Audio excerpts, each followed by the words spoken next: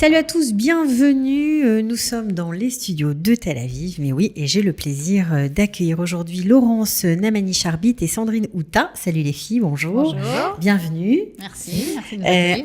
On est ravis de vous accueillir parce que vous avez lancé il y a quelques mois avec beaucoup de succès un journal qui s'appelle La Brioute. On voit juste derrière vous un journal santé. Alors déjà, juste pour donner quelques chiffres, 15 000 exemplaires en quelques mois. Vous êtes distribué, on va dire, principalement à Tel Aviv, mais pas que. Voilà, aussi à Jérusalem et dans d'autres villes d'Israël.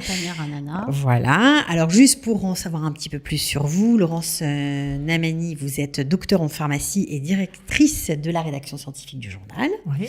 Et Sandrine, alors vous êtes cofondatrice du Tip Top Magazine, qu'on connaît bien, et vous êtes aussi en charge de la direction de la publication. Alors, pourquoi créer un journal santé, puisque la brioute, ça veut dire santé, évidemment, ça tout le monde le sait. À votre santé. À votre santé, ok. Qu'est-ce qui vous a pris? Comment ce projet a démarré, tout simplement? Autour d'un café avec Laurence, voilà, qui une longue amitié de plus de 10 ans maintenant, et je trouvais qu'il manquait la presse. Moi, j'aime la presse, je continue à lire beaucoup en Israël. Et que beaucoup de questions sur la santé fusionnent de partout, que ce soit dans des réunions, des écoles, des synagogues. C'est toujours est-ce que tu as un bon médecin à me recommander, etc. Et donc, du coup, il y avait une réelle demande de faire un magazine sur la santé et expliquer la santé, notamment en Israël, aux francophones. Alors, on dit toujours qu'il n'y a pas de marché français, qu'il n'y a pas de marché francophone, que sortir un magazine comme ça en français, c'est... Déjà, sortir un magazine, c'est une gageure. Alors, en français, c'est multiplier les difficultés. Vrai ou faux? Vrai, un petit peu, et faux de l'autre côté, parce que les Français continuent à aimer, ils aiment lire. On n'a pas des kiosques comme en France à tous les coins de rue. On a de temps en temps dans des malls ou dans des les librairies sont pas dans tous les coins de rue ici. Et du coup, les francophones continuent à aimer à lire, et notamment Shabbat, puisque à chaque fois qu'on distribue, on entend toujours je suis content, je vais le garder pour lire ce Shabbat et pour occuper le temps. Donc du coup, moi je pense qu'il y a encore un réel marché sur la presse. Le papier, notamment chez les francophones.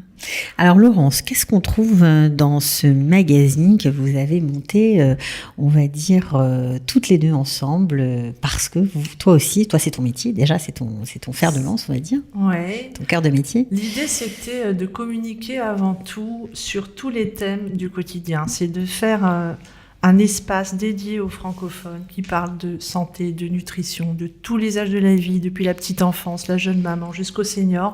Surtout qu'il soit accessible en termes d'information. C'est-à-dire que lire la science, c'est très vite barbant.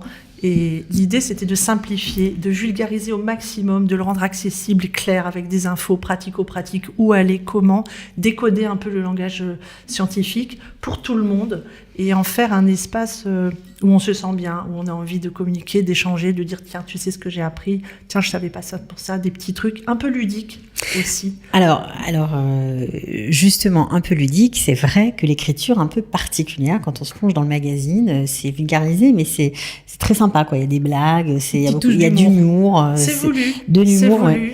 C'est un peu, j'ai envie de dire, un peu mon style rédactionnel et d'animation même à l'écrit, parce que finalement, on s'en fait un monde. Les gens lisent beaucoup, ils se sentent spécialistes de tout, mais en fait, l'information, elle est lancée sur Internet et on ne sait pas trop ce qu'on trouve. Donc l'idée, c'était d'avoir quelque chose de très éthique, de très encadré. Oui, très éthique, parce que vous avez un comité d'experts, on va dire, qui valide vos articles en fonction des sujets. Ça, c'est assez sympa. Exactement. Avec, je crois, juste derrière la première page, vous avez leurs photos. Leur titre, leurs photos. Et on n'hésite pas à les solliciter pour qu'ils valident et qu'ils corrigent, voire, le cas échéant, s'il y a des modifications à apporter sur les sujets pour qu'on soit le plus précis possible et le plus actuel possible sur les sujets qu'on aborde. Alors, vous avez aussi une caution, on va dire, de l'Institut Raphaël qui qui distribue aussi vos magazines, enfin ces magazines. Il y a 4 numéros pour l'instant, mais c'est déjà pas mal. Il y en aura sûrement beaucoup plus. Alors, ils ne les distribuent pas tout à fait, mais tout au moins, on a une vitrine sur leur site internet. C'est-à-dire que l'Institut Raphaël, c'est la maison de l'après-cancer à Paris qui a ouvert ses portes et qui accompagne les femmes qui sont malades du cancer du sein pendant toute la maladie et l'après, pour la reconstruction non seulement physique mais psychologique, et qui est tout un tas de soins de support qui encadrent les femmes. Qui n'existent pas trop ici, pas malheureusement. Trop, c'est encore un petit peu tôt peut-être, hein. Mais en tout cas, c'est vrai que nos articles leur plaisent pas mal et ils sont notamment sur les articles d'innovation santé. Sur 2-3 thèmes, on a vous avez, je crois qu'il y avait le chien qui respire les tumeurs cancéreuses. Ouais, ça paraît un peu dans le premier magazine. Et pourtant, un peu fou, mais ça existe. 99% de fiabilité, mieux que la machine. Et puis, on a également l'intelligence artificielle au service du cancer qui va apparaître sur leur site également. Et là, pour le prochain magazine, ce sera les émotions et le cancer, comment des émotions positives peuvent favoriser la guérison, comment à l'inverse, une spirale négative peut l'empirer. Alors, le contenu, on a parlé d'articles un peu vulgarisés, mais ce qui ne veut pas dire que ce sont des articles scientifiquement parlant qui sont vraiment tout à fait au point. Alors, il y a une base scientifique qui est réelle, avec des articles publiés. On essaie d'être au plus près de l'actualité. On ne copie rien, on crée tout. Et puis, voilà, on conçoit comme ça les articles sur une base très sérieuse scientifique. Et après, dans le style rédactionnel, on s'amuse un peu parce que l'idée, c'est de le rendre agréable à lire à tout le monde. Bien sûr. Alors, qu'est-ce que vous avez comme particularité par rapport aux Israéliens? Parce que vous écrivez en français, mais on est quand même en Israël, vous le distribuez en Israël. Est-ce qu'on va apprendre à utiliser certains produits qu'on ne connaît pas? Est-ce qu'on va connaître, je ne sais pas, de nouvelles pratiques qui n'existent qu'ici? Le but, c'est aussi de faire connaître les produits israéliens aux francophones qui vivent ici. Alors, comme quoi, par exemple? Des shampoings, par exemple. Il y a 4-5 marques de shampoings israéliens qui sont, je ne vais pas les citer pour leur faire leur publicité là, enfin on en a parlé dans le magazine, mais on a d'excellents shampoings contre les pellicules, contre le cheveu qui tombe, la chute des cheveux. La chute des cheveux, plus de volume, les cheveux gras, enfin tout, il faut juste les connaître. Alors c'est sûr que quand on arrive dans une pharmacie en Israël, on a des tas de produits et on va directement vers des produits qu'on connaît, qu'on connaissait de France. Et on continue à se faire ramener des produits de France, des shampoings dans les valises, à la famille, les gens qui font des allers-retours. Et j'aimerais, moi, aujourd'hui, que les francophones connaissent ce marché parce qu'on a tout maintenant en Israël, ou pratiquement tout. D'année en année, on a de plus en plus de produits qui se développent et on a une industrie pharmaceutique et de laboratoire ici qui est au point. Et il faut juste les connaître. Voilà. Alors ça, c'était plutôt concernant la beauté, mais vous avez aussi peut-être des innovations ou des conseils à donner, notamment la santé également. En matière de santé. Il y a les vitamines, il y a tout ce qui est... En fait, ce qu'on voudrait, c'est les aider à franchir la barrière linguistique et puis l'appréhension aussi parfois, parce que les Français, on est un peu gâtés, on pense qu'on a tout et qu'on ne peut rien trouver ailleurs et finalement... Il y a de très bons produits, juste les faire connaître, pour ceux qui ne lisent pas l'hébreu, peut-être décoder pour eux, et puis leur donner l'info pour que peu à peu, ils s'intègrent aussi au niveau des produits dans ce pays. Alors vous avez fait aussi quelques articles un peu qu'on n'a pas tellement l'habitude de voir dans la presse francophone en Israël. Je pense aux bienfaits du sexe. Ça vous a valu beaucoup de correspondance. On parle santé, donc on parle de tout. Le sexe amène ça fait partie du bien-être. Des bienfaits, voilà, exactement, du bien-être. Donc c'est sans tabou, c'est vraiment un magazine sans tabou et sans interdiction. D'accord. Donc on se permet effectivement de parler de beaucoup de choses. De sujets qu'on n'aborde pas toujours, abordés. Voilà, la santé, c'est 5 dimensions. On sait aujourd'hui, par exemple, que pour rester en bonne santé, il faut gérer 5 domaines. Pour vivre le plus longtemps possible, lesquels, c'est 1, l'alimentation, on en parle largement. 2, le sport, parce que l'espèce humaine n'est pas faite pour rester sédentaire. 3, c'est la gestion du stress, qu'on essaie bon an mal an de gérer. 4, c'est gérer les relations sociales, c'est-à-dire avoir du voisinage et dire bonjour. Et 5, c'est les relations affectives, parce qu'on est des mammifères certes évolués, mais que, on a besoin d'affectifs. Et par relation affective, on entend l'amitié, l'amour et le sexe. Bien sûr. Voilà. Donc voilà, on essaie d'être dans toutes ces dimensions. Et non, sur tous les âges. Bien sûr, je parle de ça parce que c'est vrai que vous avez parlé de différents sujets que vous abordez dans le magazine, mais il y a des choses aussi, par exemple, je pense à la thyroïde, une façon d'être traitée en Israël qui est très différente de celle de la France. Un petit peu. Il y a des choses à savoir. C'est vrai, on est dans le suivi.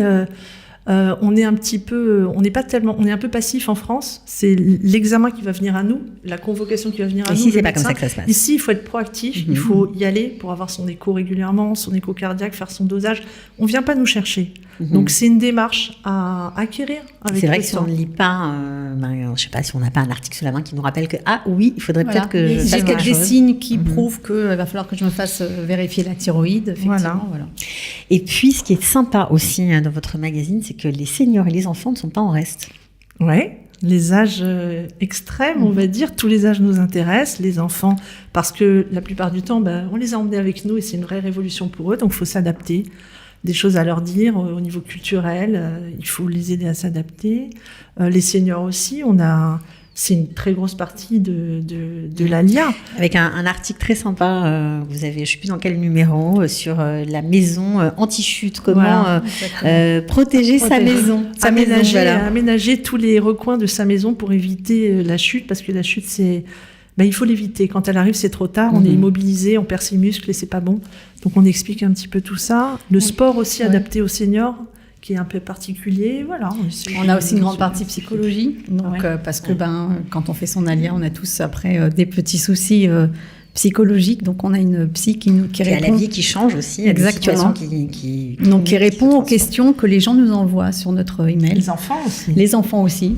Et c'est très agréable de recevoir toutes ces réponses, ces questions, on va dire, auxquelles les gens attendent des réponses, ou même des sujets. On reçoit des tas de mails de personnes qui nous disent est-ce que vous pourrez parler de fibromyalgie, de plein de sujets comme ça, et nous, après, on essaye d'écouter, de répondre à leurs interrogations. Et ce qui fait aussi la spécificité, c'est que oui, il y a des articles que vous rédigez, vous et votre équipe rédactionnelle, mais il y a aussi des médecins, des experts. Donc, c'est un mélange d'articles et de publi-reportages. Tout à fait. Vous le mettez en plus. Publi rédactionnels de personnes qui veulent... C'est plus juste. En fait, ce sont des publi rédactionnels de professionnels de santé, médicaux et paramédicaux, parce que la médecine parallèle non traditionnelle n'est pas du tout mise à l'écart, au contraire.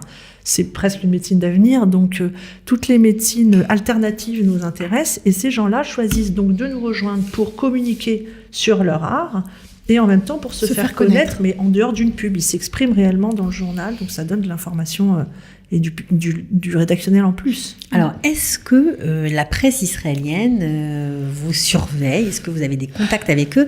Et pourquoi pas, avez-vous le projet de traduire le magazine en hébreu? Voilà, alors c'est un deuxième projet qui va, j'espère, bientôt naître.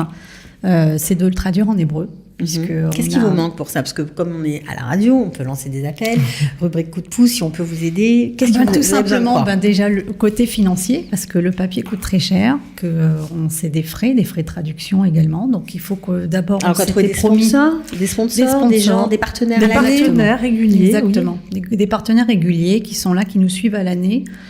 Et c'est ce qu'on est en train de développer avec tous les laboratoires israéliens, les Superpharm, les Coupotrolim, les centres médicaux. Exactement. Voilà, qu'on ait une bonne base comme ça qui nous permettrait, pourquoi pas dans un avenir proche, d'envisager une traduction en hébreu, mais correcte et éthique comme ce qu'on aime. Quoi. Ouais. Est-ce que vous pensez qu'il y a un marché? Est-ce que les gens seraient intéressés? Il y a un réel marché, puisqu'il n'y a pas de magazine de la santé comme on peut connaître nos magazines en France.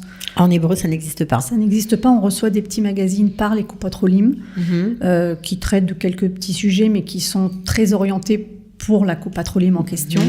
Mais de tous les sujets comme ce qu'on traite là, non, ça n'existe pas. Et pour en parler avec des voisines et amies israéliennes, à chaque fois elles me disent mais il est beau, mais traduis-le, dommage que je ne comprends pas, mais traduis-le.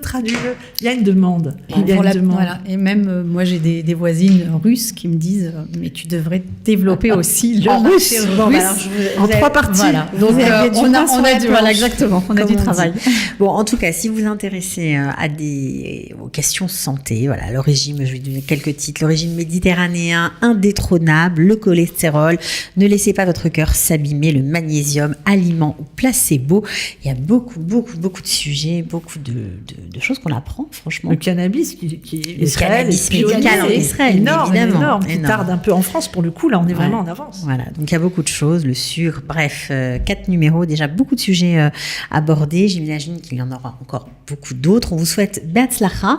Si on a envie de vous contacter, de devenir partenaire, de vous aider, de vous proposer, pourquoi pas des articles également, comment on fait? Alors, on nous contacte soit par email, soit par téléphone. Vous pouvez par le donner. Email, c'est Contact, voilà.